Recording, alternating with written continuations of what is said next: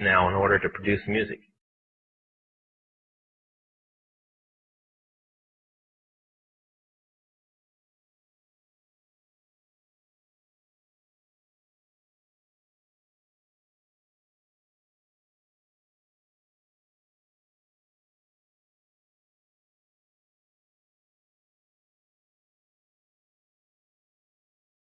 After it's been recorded, it's taken in.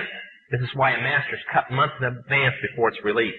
On the full moon, it's taken in to a temple room about the size of this auditorium that is in every one of the major music companies, behind locked doors up in the executive offices. And it's placed on an altar, setting in the north of the room, and a pentagram engraved in the floor.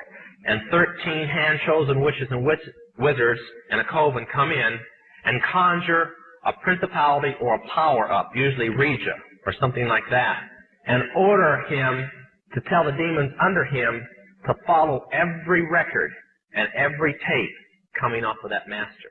If that's too hard for you to believe, I'm sorry. That's why they do it.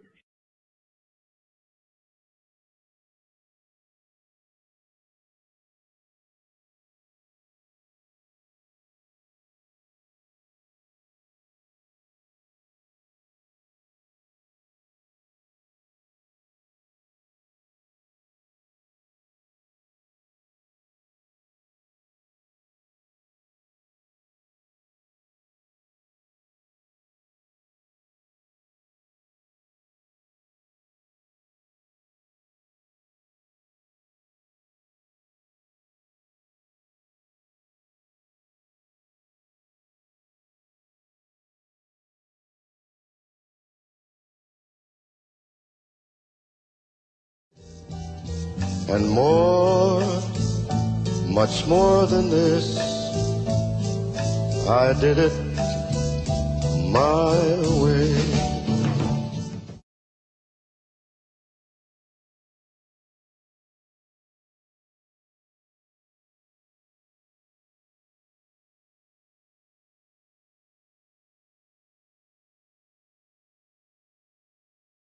Hailed as one of history's Wolfgang Amadeus Mozart, a Freemason himself, composed a symphony, which was an open display of Freemasonry. The symphony is based on a story taken from Egyptian mythology of Isis and Osiris. The pagan rites of ancient Egyptian mythology form, through the Kabbalah, one of the fundamental aspects of Freemasonry.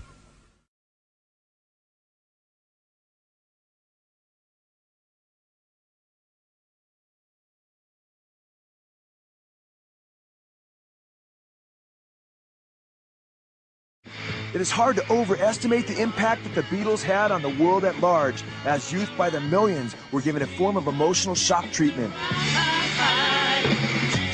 They influenced everything that I've ever done. I even remember, growing up hearing Beatles songs, and all their songs are timeless.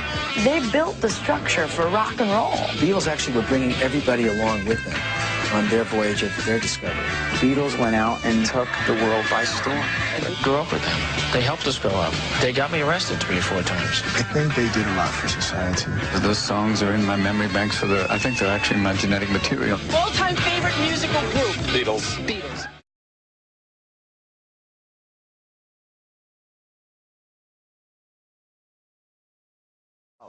When you go back and listen to Sgt. Pepper's, they were brilliant. Sgt. Pepper changed the world.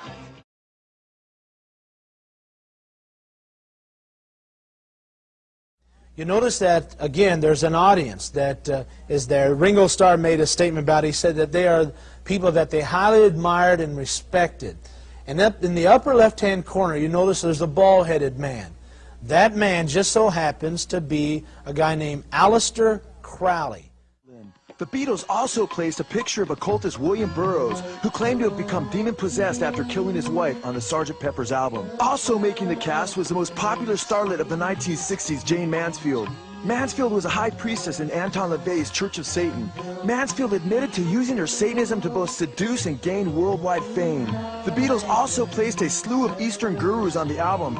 Incredibly, one of the people who was to be pictured on the album as part of the Beatles Club was none other than Adolf Hitler. Hitler was yanked presumably because he was considered too controversial to appear on the album. Hitler's picture can be seen on the sidelines just prior to the shooting of the album cover. It has been well documented that Nazism was rooted in the occultic teachings of Madame Blavatsky and others. Aleister Crowley claimed that Hitler was his disciple and was seeking to implement the teachings of the Book of the Law through his policies of the triumph of the will. And of course, as we have noted on the top left, we find a picture of none other than Aleister Crowley.